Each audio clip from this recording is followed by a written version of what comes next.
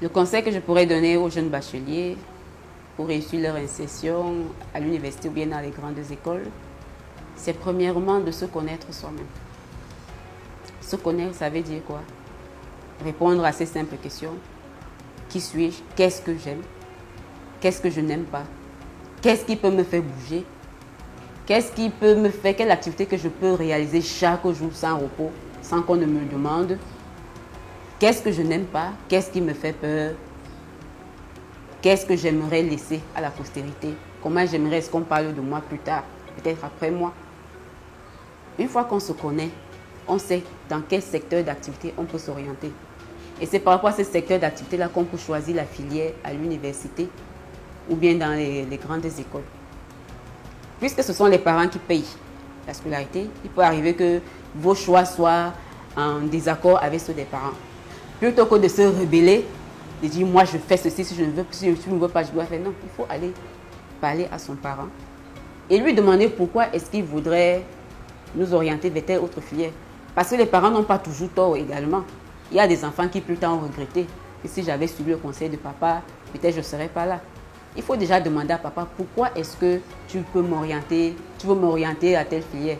Pourquoi tu veux que je fasse le droit alors que moi je veux faire la sociologie. Le père vous donne ses raisons.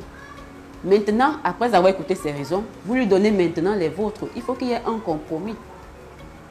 Une fois que vous avez trouvé le compromis là, vous choisissez votre filière, vous partez et vous inscrivez. Mais il y en a également qui, en partant de la maison, ont déjà une filière arrêtée. Une fois au campus, ils rencontrent leurs anciens camarades. Oui, regarde, tu fais quoi? Non, moi je vais faire histoire. Et toi, tu fais quoi? Je vais faire archéologie. Tu fais archéologie, on fait quoi là-bas? Regarde, moi j'ai vu une émission à la télé, là c'était très intéressant. Des gens fouillent, là on va fouiller, on va trouver les corps des pharaons et tout. C'est passionnant. C'est passionnant, mais est-ce que ça peut, on le fait au Cameroun ici?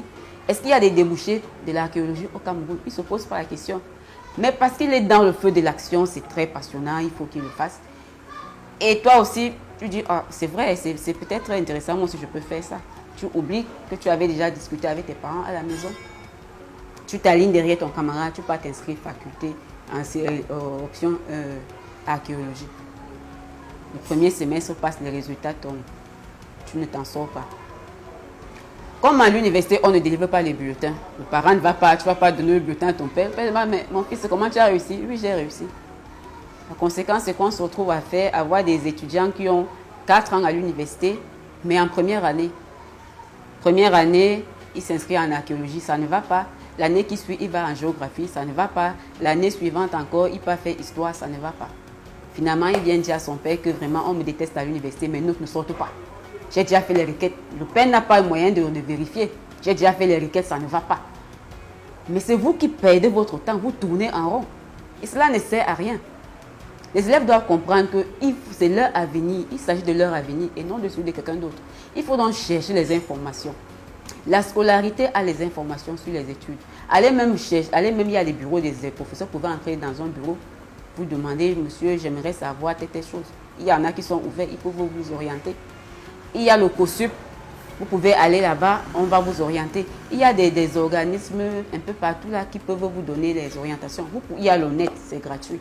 Il y a même des émissions de la télévision, des chaînes qui sont spécialisées dans cela. Il y a Business Africa, Canal Plus là. Vous pouvez trouver là-bas, on parle régulièrement de l'orientation, des métiers. Il faut vous informer pour trouver il faut avoir la bonne information, à la bonne source. La bonne source, ce n'est pas vos camarades. La bonne source, ce sont les professionnels. Vous pouvez aller dans les ministères, ministère de l'Agriculture, ministère de la Recherche. Vous partez dans une porte, vous frappez, oui, je suis étudiant, je n'ai pas encore fait mon choix, j'aimerais peut-être les exercices le métier, vous avez fait comment? Il va vous dire oui. Pour être dans mon activité, tu dois faire telle filière, ainsi de suite. C'est comme ça là. Et c'est comme ça qu'on crée des réseaux. Comme on dit au pays, il y a les réseaux, on fonctionne avec des réseaux. On crée des réseaux. C'est comme ça. C'est gratuit tout cela, c'est gratuit. Et il y a des gens qui sont aptes, qui sont très heureux d'être approchés de parler de leur métier, de parler de leur expérience. Et des gens sont très heureux pour cela. Et c'est gratuit. Il faut aller vers la bonne information. Il y a le Fonds national de l'emploi. Il faut aller là-bas. Évitez de suivre vos camarades à l'aveuglette. Si un camarade vous parle d'une filière qui lui plaît, prenez les informations sur la filière. Voyez si elle vous convient. Comme j'ai dit, chacun a ses désirs. Chacun a ses objectifs. Vous ne savez pas pourquoi lui il a choisi cela. Ce n'est pas tout le monde qui sera médecin. Vous pouvez avoir de bonnes notes en sciences, être très fort, avoir même votre bac D avec mention bien. On va vous dire, allez faire la science, allez faire la médecine, mais vous n'êtes pas apte à la médecine. Pourquoi? Parce que peut-être vous n'aimez pas voir le sang, vous n'aimez pas voir les gens souffrir, parce que vous êtes émotif. Un bon médecin n'est pas émotif. Vous allez transmettre vos ressentis aux patients et ça ne sera pas bien. Donc il y a des aptitudes, on peut avoir des aptitudes, mais maintenant est-ce qu'on est fait pour ça? Il faut savoir s'écouter et savoir parler, s'exprimer. Dire que moi j'aime telle chose et je veux faire telle chose. Donc c'est le plus important, s'écouter, chercher la bonne information, ne pas suivre les autres à l'aveugle. Donc c'est ça qui est vraiment capital pour un élève qui veut s'en sortir à l'université ou bien dans les grandes écoles. Et éviter le suivisme, être soi-même.